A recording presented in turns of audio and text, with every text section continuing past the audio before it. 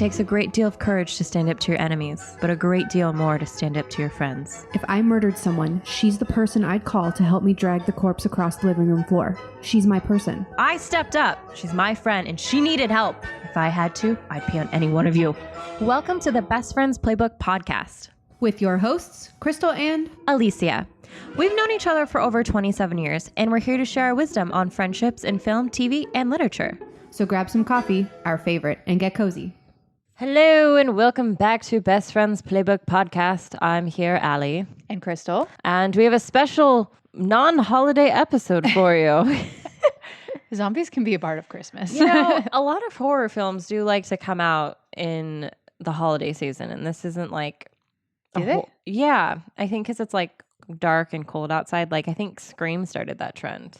Really? I don't know. I don't watch horror movies, but this is an old one, so I mean... Yeah, and it's also not really like horror. It just falls into that category because there's zombies. Yeah. So this episode, we are doing Shaun of the Dead, and we are covering Shaun and Ed.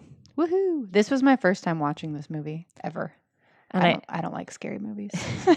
I know, and like I forgot that it's like it's not scary, but it has some of its like more gruesomer moments. And as I rewatched it, I was like, I'm sorry, Crystal. It's okay. I survived. It's those like jump scares really scare me. Yeah, at least Edgar Wright tries to make them like fun and punny. Like, I'm sure you really enjoyed the fight scene with the "Don't Stop Me Now" Queen. Yes, that was awesome. I did really love that. Cool. Hold on, wait. Put on some music. All right. Yeah. Okay, great. So yeah, this movie's interesting because it has like a lot of social commentary, kind of dealing with the fact of like humans and we don't like change and what that makes us do and like what we kind of do to protect ourselves. But then also like if we don't change, what do we lose out in life? I feel like you're always changing. I understand why people say that they hate change, but it's like a natural part of life. And I actually really enjoy it after it happens. You know? Yeah, exactly. And I think that was kind of the whole thing is that like, it's like, fine, Shaun, if you're not going to like try and change, life's going to come at you and force you and you're going to survive it. Yeah. It's okay. We all survive change. It happens. Yeah. Yeah. So like I said, I've never watched this movie and I totally didn't do any research on it. How old is this movie? Do you know? Yes. Like a rough idea? Because I have no idea. It's been out for like a very long time. It's like a cult classic that I grew up on. 2004. Oh, wow. Okay. So this is really old. Yeah, I was like a freshman in high school when that came out. 15 years. Holy shit. Okay. Yeah, it was one of like Edgar Wright's earlier films too. Okay. Yeah. It's funny. I mean, I really enjoyed it, but yeah, I felt that you would like it. It's a good British comedy. yeah, I do love British comedy, but sometimes I have to put on subtitles if they have like a really thick accent. Like, I don't know if anybody's watched Peaky Blinders, but it's like one of my favorite shows, and I have to put on subtitles because I can't understand half of what they say. Well, and do they use like British slang in there? Because they use a little bit in this movie. British slang, I know pretty well, but it's more the like those heavy Cockney accents or like Wales accent. I'm not sure which one it is, but there's a couple where I was just like, I can't really understand what you're saying, especially if you talk fast. So yeah, I need it. Well, and speaking of like European-esque accents, I just found out James McAvoy is Scottish. What? He's Scottish. No way. 100%. I'm upset now. I will show you. I don't know why I'm upset, but I am. I will show you an interview. I was watching like an interview with him and Jessica Chastain, and they were on the Graham Norton show. Have you ever seen that show? Yes. It's a wonderful British talk show. It's awesome. And so he's testing Jessica Chastain to see if she knows any Scottish slang. And I'm thinking he's just doing this to like mess with her because she's American. And then he just keeps talking after that. And I was like, what was he saying? Tell me some words. Because I read Outlander, which is Scottish. I don't remember. And so it's like a lot of Scottish words I had to pick up on. He said something about balls. That's all I remember. You know, Jason didn't know that bollocks was like slang for balls. Oh, I don't understand how I didn't understand that. But well, they like, also kind of use it as like a fuck or shit term. Yes, but it is balls. So yeah. it's like, how did you not put that together? But whatever. Yeah, I'll have to show you the clip from Graham Norton. But basically, after I saw that, I was like, I don't believe this is real. So I had to Google like 5 other interviews with James McAvoy, and he was Scottish the entire time. And I was like, oh, my whole life is shattered. Yeah. It really is great when you find actors that end up being British or English or whatever, but they've never portrayed a character in that accent, like their actual accent, and they've changed it. And I'm like, oh my God, I didn't know you were British. You sound like such a great American. Right? I can't remember. Like, Claire Danes is married to him. Hugh Dancy. Yes. Because if you watch him in tangent has nothing to do with this podcast episode. Enjoy, guys. The Hannibal show that was on like NBC. He's so into Graham in that character that when he got up to accept his speech, my jaw dropped. He's full on British. Oh, yeah. I was like, you're one of us. No. No, it's like, I did know he was British, but it's like, I never watched the show, but House, remember the show House? Yes. He was American in that, right? But he's British in real life. And whenever he got up and did a speech at an Academy Award show, it was like, oh shit, you're British. I forgot. Yeah, him I knew, but it's still just like kind of like earth shattering when you hear them because you're so used to them as a specific character. Yeah. But these two are British, right? They are. They're Ed both and Shaun, British. Yeah. Simon Pegg, like I enjoy his accent because it's very British. Sometimes I have like trouble understanding him and his buddy in the movie, Nick Ed? Frost, I think is his name. But are you talking about Ed? Yes. Oh, okay. Because Nick I couldn't Frost. understand Ed a lot. Ed was hard for me to understand. I don't know what his accent is, but I think he's English. no, I meant like his like where in England he's from. Okay, so it starts out with basically showing us like how mundane Shaun's life is and how he like hates. It's pretty sad. Yeah, like he hates his job, and they even metaphorically show him like waking up like a zombie. And Edgar Wright does all those cool like trick shots where he like misleads you or expresses like a feeling through how like the camera angle shows it in your body language. Yeah, when they first like show his feet in the very beginning, and he's like, I was like, oh shit, there's already a zombie, and then it's like, oh no, that's just him. It's just him. Yeah, so it's really cool that they try and catch you off guard, but in a sense, like they're trying to represent that like we as humans like are already zombies. Live your life like a zombie. Yeah, like it's just so mundane. Yeah, I agree with that. I honestly didn't even pick up on that, but that makes sense. I did like that they were kids since grade school, and living together, but you could tell. What's his name? Shaun, like, wasn't really a fan of some of Ed's stuff, like he'd be like, you're going to clean the house today? Oh, yeah, sure, I will. But then he doesn't, but he just like tolerates it, which I thought was interesting. I guess, I don't know. If you and I lived together, I don't know how that would go. But he also didn't have a job and wasn't doing anything except playing video games. So, and I feel like, I think it can happen with any sex, but sometimes I feel like guys maybe are more akin to falling into like the lazy route. I think that's just because like women are taught that they have to like be a certain way and have like better clean that house. Yeah, like keep up with the Joneses sort of things. And obviously like I've met plenty of women who like are lazy and like party a lot like they do. So it's not particularly to one sex or the other. But it definitely I don't know, I just feel like it was really easy for Ed to be lazy, and it was funny how and Shaun just kind of accepts it. Yeah, like he's been friends with him forever. Maybe that's it, that like guys don't push as hard to like tell your friend that like you need to change. They don't. He was like clearly just like accepting of it, and he was just kind of like, hey, it'd be cool if you clean the house today. But then when he didn't really fucking care. Yeah, he's like, okay. He was doing it mostly because the roommate Pete was like, he doesn't do anything. He hasn't paid rent. Yeah. Like he needs, and he's like, oh, but he's my friend and I've known him forever. And they're like torn between well, he kind of should pay rent, but at the same time, he's my best friend and he's having a hard time. He just can't find a job. And it's like, well, when that happens for a year, then it's kind of a problem, Yeah, like at that point, it's like a cry for help. And like you really need to like sit that person down and be like, okay, this has been going on for a while. You actually haven't even tried to find a job. So maybe we should do that. Yeah, definitely. Maybe you should stop playing video games and go try and find a job. And smoking pot all day. Yeah. So I feel like Shaun, he like doesn't enjoy confrontation. He clearly doesn't like change. Excuse me. And then this is his best friend who makes him feel good. I feel like because they've known each other forever, like there's also a huge level of comfort.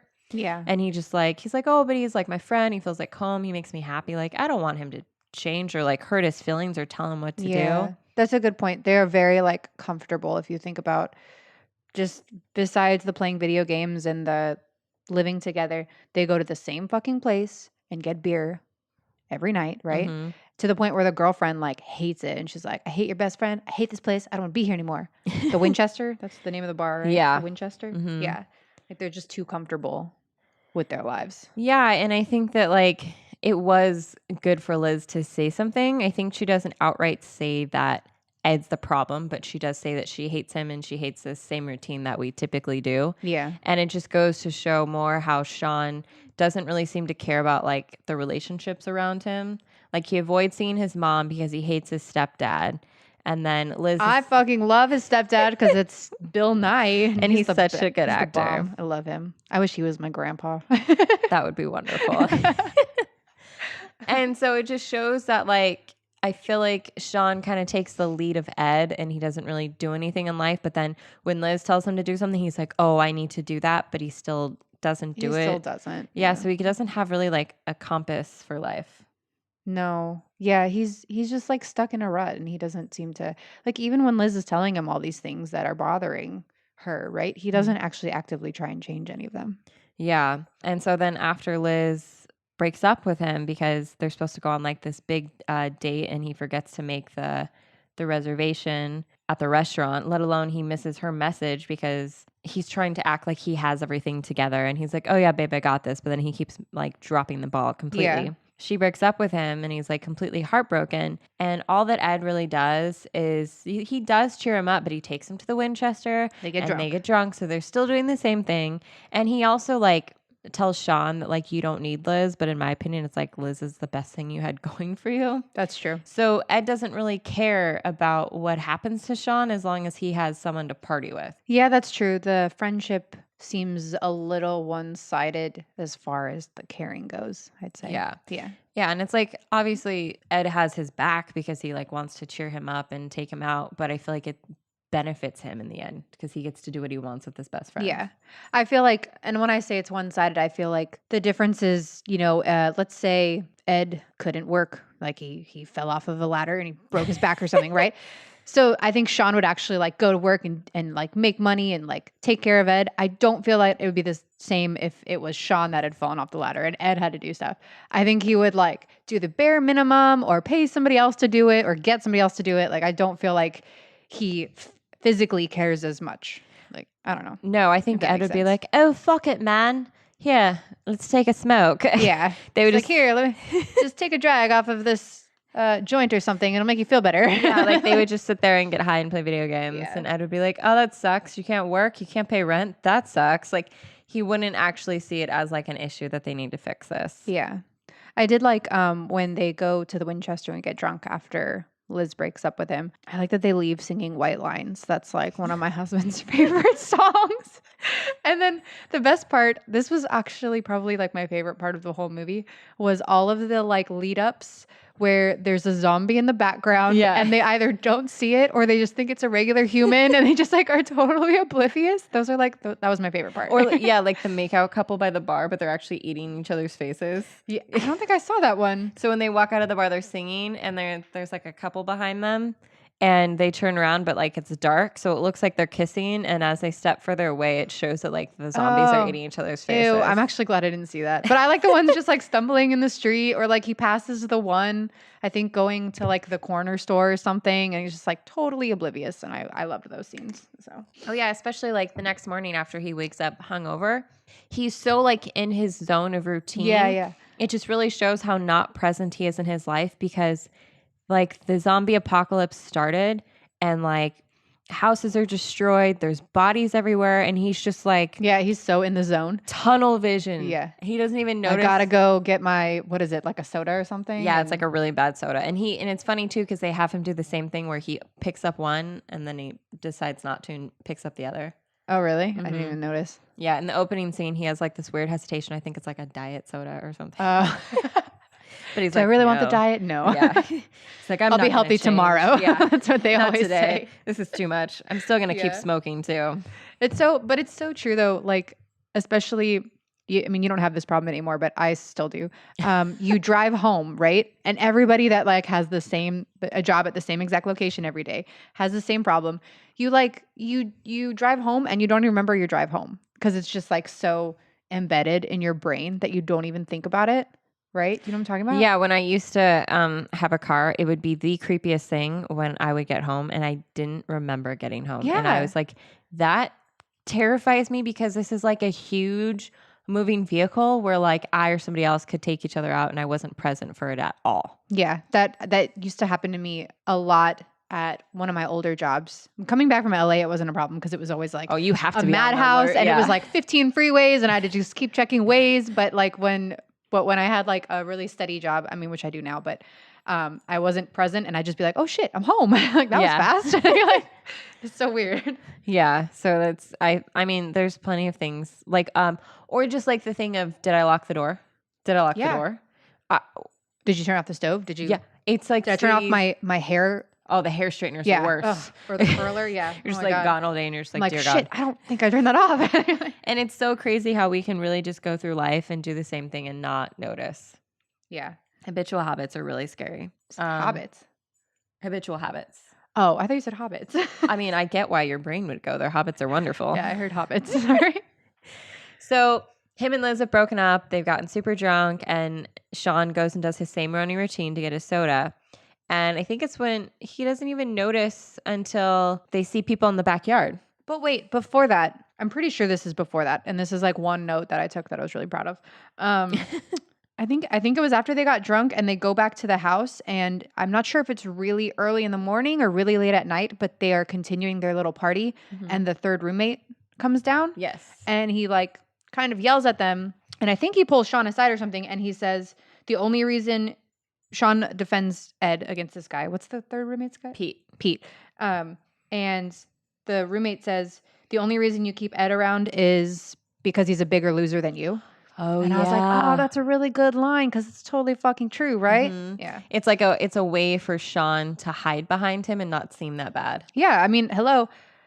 Hey, this is my friend and he's a bigger loser than me. It makes me look good, right? Yeah, it makes me feel less Girls bad do about that shit in myself. bridal parties too. They're Oh, like, yeah. oh, you don't want to outshine the bride, right? Like they'll be like, I want this girl in my wedding because I know I'll look better than her. Like that's fucked up. Yeah, exactly. Yeah, so that is a really interesting point that Ed is also an excuse for Shaun to not have to change because he's like, well, I'm not as bad as Ed where he sits on the couch and smokes weed all day. Like I still go to work. Yeah. So clearly I don't need to change. Maybe if Ed changed, then it would inspire Shaun to change. Well, Or it would scare him. Like, you which know. we'll get to. Yeah. Okay. Anyways. Yeah, so they discover people in the backyard and they're kind of like confused, Oh, the figuring it lady. out.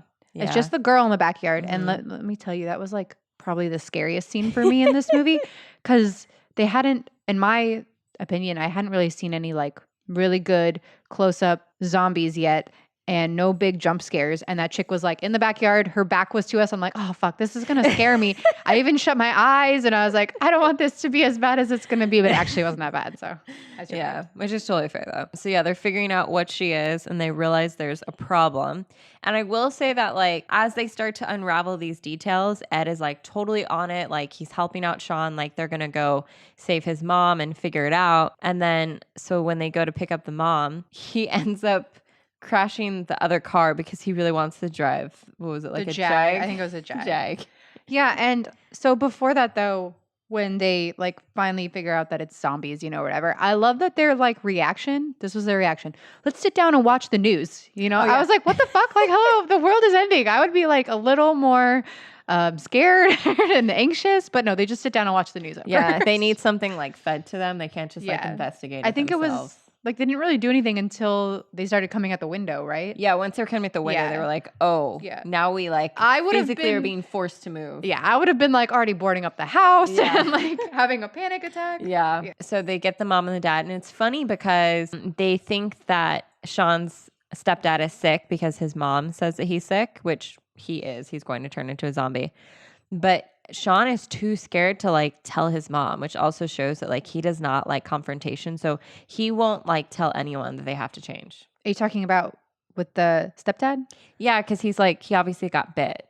Yeah, I know. Yeah. I was kind of annoyed that he didn't just like flat out tell his mom, like, Mom, he's gonna become a zombie. You have to fucking leave him or I gotta kill him right now. Like I was so excited because he kept like going through his story. So we're gonna go save mom and kill my stepdad and go save Liz or whatever it was. Yeah. And he kept saying, kill his stepdad. And then he didn't. He like chickened out. Yeah, and when he comes out, it's funny. Ed actually kind of calls him out, like, what the happened to fuck?" the plan? Yeah. Yeah. It is interesting how Ed is more willing to call out Shaun than the other way around. And I That think is that's true. because, like, even though Ed is selfish, I think he's hyper aware of, like, the fact that he's a loser and he does not give a fuck. Yeah, that's what I was going to say is like his number one character trait. He does not give any fucks. Yeah. And I think that, like, Shaun actually does care, but he just, like, he numbs the pain. Yeah. I did like, though, that after they got the mom and the stepdad and they drive over to Liz's, Shaun trusts Ed with his mom. Like, he straight up says, here, stay in the car with my mom. I'm going to go get Liz. And I was like, wow, you, like, really trust your best friend because I don't know, like, if I would trust anybody in that situation with, like, zombies and stuff. I would be like, we got to stay together, blah, blah, blah. I don't know if I could do that. So Yeah, that was a good point because Ed doesn't seem like super trustworthy, especially because he crashed the working car they had to be in the nicer car. So he has like his priorities first and foremost. But I do think that like Ed does know what matters. Like he picks and chooses what matters. And I think he's aware mom matters. Mom matters. yeah, he's not an idiot. He's like, I can't let my best friend's mom die, you know? Yeah. So then they go and pick up Liz, and I love how what's his name? One of her friends. Is it the Yeah. guy friend? Yeah, he's don't like remember any of their names. David. He's David. secretly in love with Liz, even though he has a girlfriend, Oh, yeah. Diane. And every chance that like Shaun and him fight, he's like, "Oh, just say it. You love Liz."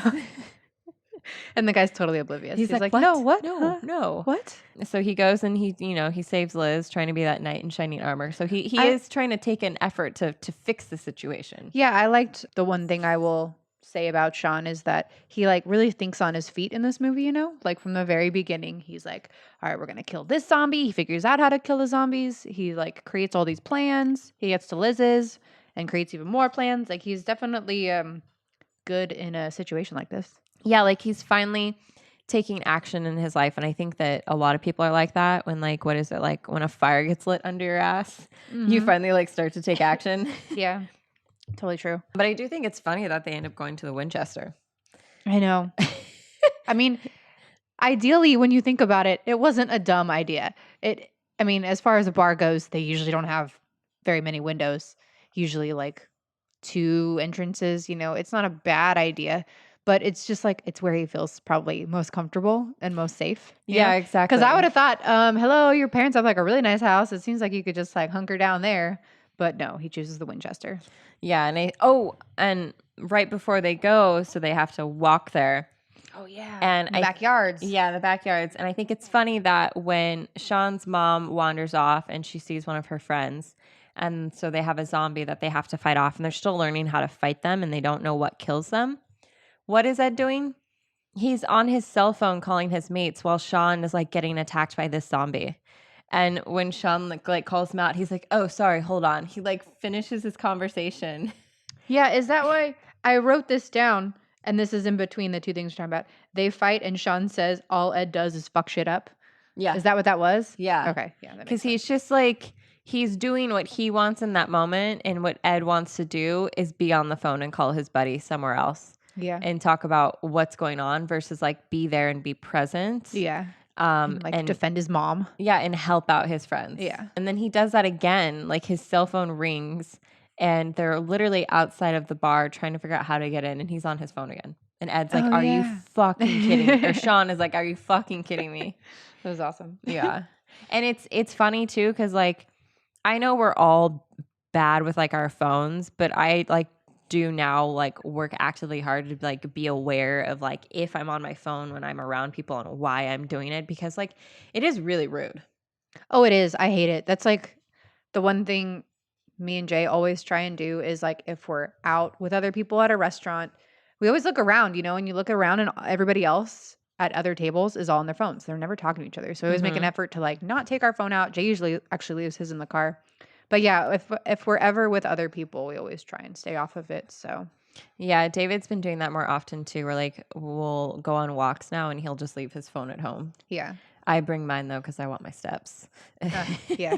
I need to track my steps. But Yeah. yeah, it's important because like phones are distractions, and I think it's funny too because like at this point, I think in 2004, like he's on like a really small flip phone, so like all he can really do is have phone conversations and like maybe Oh my T9 gosh. texting. Yeah. So if it was 2004, that was when I got my first cell phone because I was transitioning from like junior high to high school Mm-hmm. and I got a flip phone. It was a little tiny silver flip phone. I can't remember if it had a camera or not, but it was like a piece of shit. But yeah, it probably looked like his actually. Yeah, like Ed's. I think I got handed down like my brother or sister's Nokia, and I would play Snake on it, and it Yeah. had like no minutes. You had that before me though, like before I had Oh, one. yeah. Because you had one in junior high when I was always a year That was younger the than you. Nokia, So and then my mom yeah. took it away because I like went over my minutes. Yeah. I had to call my friends. And text everybody. Right? And so it just goes to show that like even though our phones weren't that advanced at the time, like people were still like, oh, this is like a new thing. Like it went from the TV to the phone. Yeah. Now it's like The TV's in our phone. well, yeah. I was gonna say like back then, if you look, he's like calling people, right, or like texting very minimally. Now it's like, oh, let's live stream this. There's Yeah. a zombie or something like that, right? It's like totally different technology. Now. Yeah, it's like if we modernized it, like I feel like he would be live streaming on Instagram. Oh about yeah. it. He'd be like, oh my god, you guys look. And he's like, Shit's going down at the look, Winchester." Shaun, look how many people are watching. Look what they're saying in the comments. And he'd be like, we're about to die, Ed. Yeah. What are you doing? And then he checks safe at the Winchester. Yeah. That's exactly what he would do. And then like when they go into the bar, so Shaun sacrifices himself. So this is again him stepping up to the plate. So that they can get into it, right? Yeah. Okay. So Ed is choosing to be complacent at this point in time and not do anything to help anyone. And Ed is making a change where he's like, I'm going to sacrifice myself, distract them so you guys can get in the front. So that's Right. good. So he's, again, like you said, he's being active. He's trying to figure out a plan. Yeah, and he's willing to sacrifice himself. Nobody else there was willing to do that. Yeah. And to the point where like we all thought he was dead for a while there, right? Yeah. Oh, especially David. David's like, I'm ready to take over. Yeah. Because Shaun sucks and I'm going to have Liz. Dude, David was like not even a go-getter. I don't think he would have done anything. There's a reason why he dies first. Yeah. Spoiler. Yeah. Yeah. So they're all arguing. They're waiting for him to return. And it's funny because like Liz and Ed are the only ones that are like, Shaun's going to come back. Yeah. Well, because they like trust him and believe in him the most, right? Yeah, So- exactly. Which is funny that Liz actually believes in him, considering all the shit she said about him. I know. So, It doesn't change how her heart feels. I guess.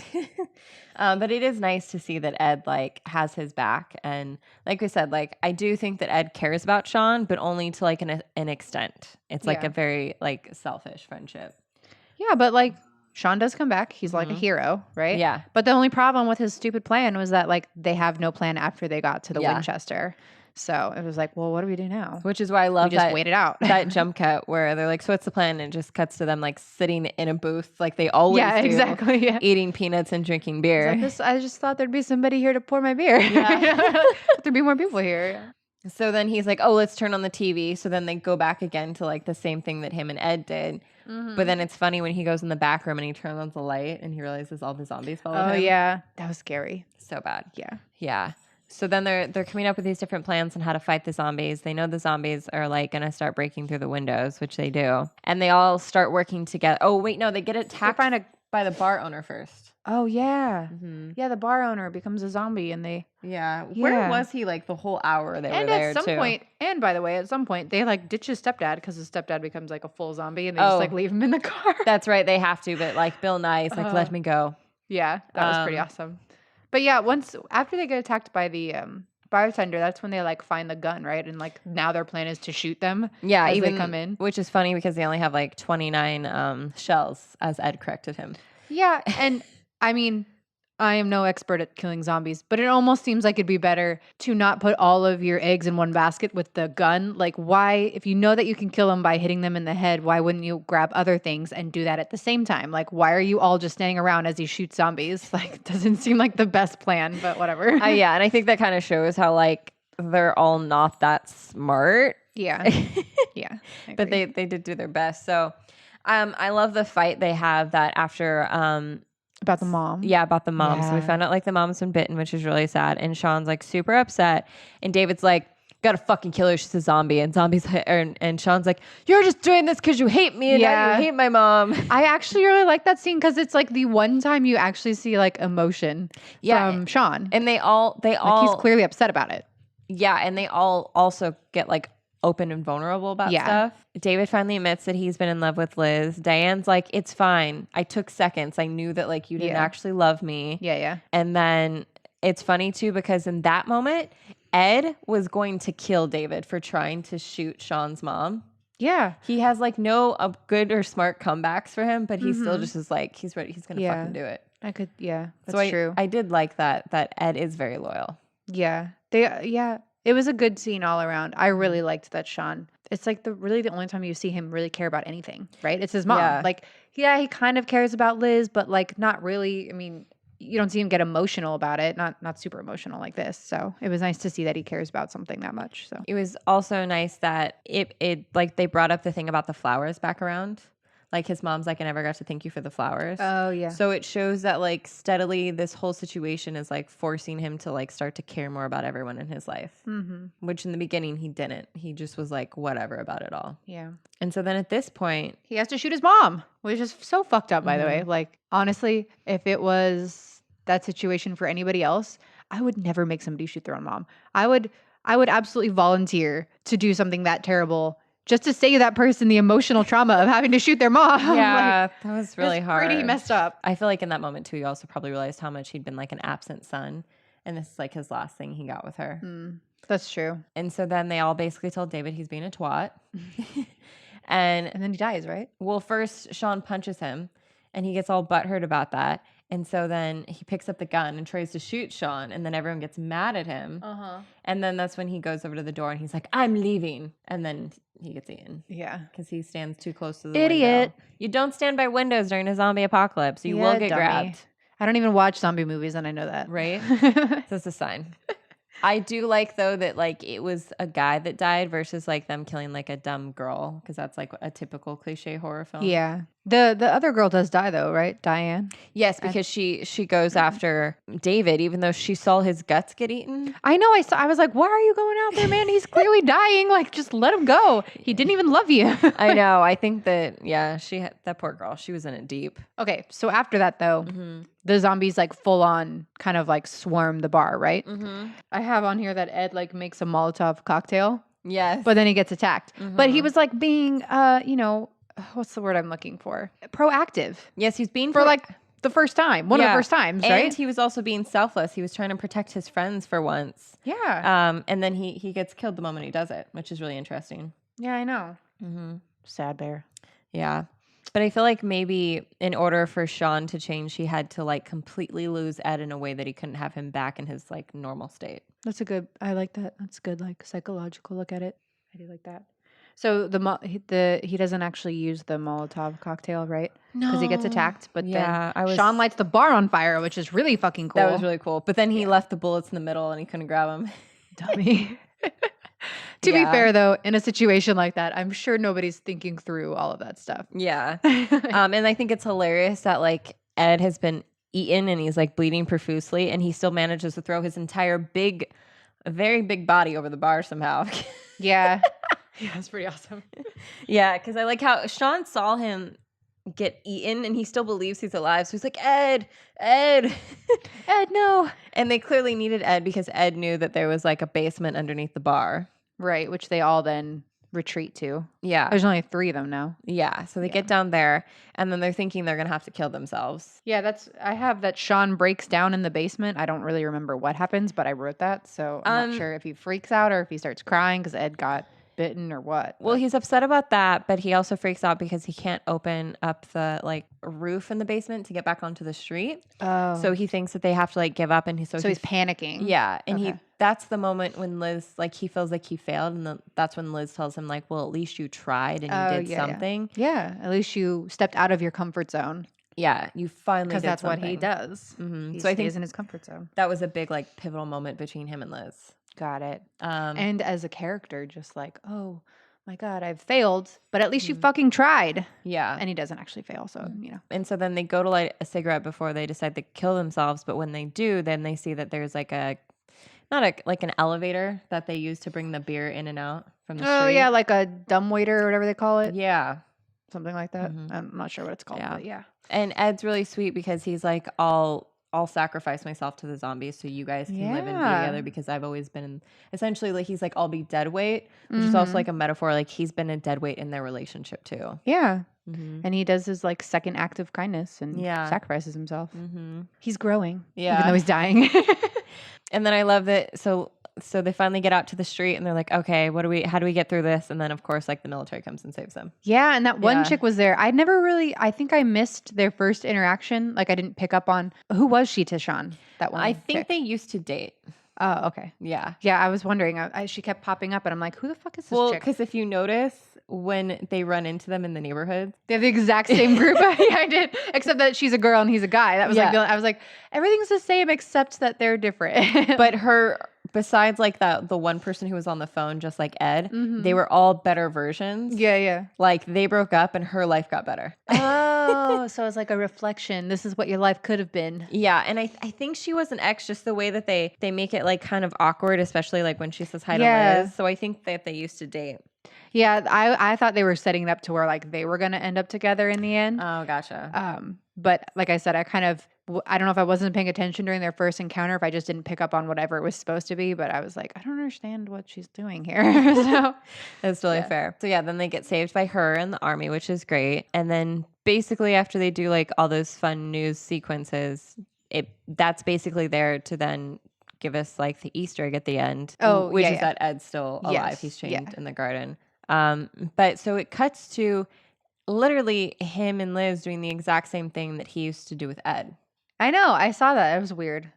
And what I kind of took from that is that it was basically like the people in their lives were holding them back. And once like those people disappeared, aka they died, it was like they were finally able to be together. And then I feel like it forced Shaun to change in the sense of he just needed to care more. And I think that maybe that was all Liz wanted. She just wanted him to actually give a shit about life. Yeah. And maybe it also changed her in the sense that she was more accepting of the things that who he was. Shaun, what he likes to do and who he was, and sitting there on the couch watching TV or whatever they were doing. Maybe that's what he likes doing. Who knows? And so also like when he's like, oh, I'm going to go out to the garden really quick. She's like, oh, fine. Like did she know? I didn't really pick up if she like knew or not. I think she knows because she says it kind of in a way where it's like, I don't really like that Ed's in our life, but he is just a zombie. So he can't influence you anymore. And it's just kind of like you like to be nostalgic on occasion, so it's okay. So that was kind of interesting. Yeah, I will say that I definitely didn't see that coming up until they like showed how they've incorporated like the zombies that didn't die, like fully die or whatever you want to call it, into like real life. And I was like, oh shit, so maybe Ed isn't dead. And then sure enough, he's like chained up in the shed. And he's still trying to, eat Shaun, but he still plays the video game, which is really funny. Yeah. So I think like a happy ending almost. Yeah, it was kind of like you need to sort of accept that like this is what life is. And it is going to be very day to day the same, but you need to figure out how to be present and like appreciate the things around you. I would agree with that. And it's like you can either hate life and sleep through it or be present and enjoy it for what it is. Yeah. Does Shaun still have his shitty job? Did they ever show that? I don't remember if they showed that. Don't, but I don't know if he went back to it. I feel like he might have not.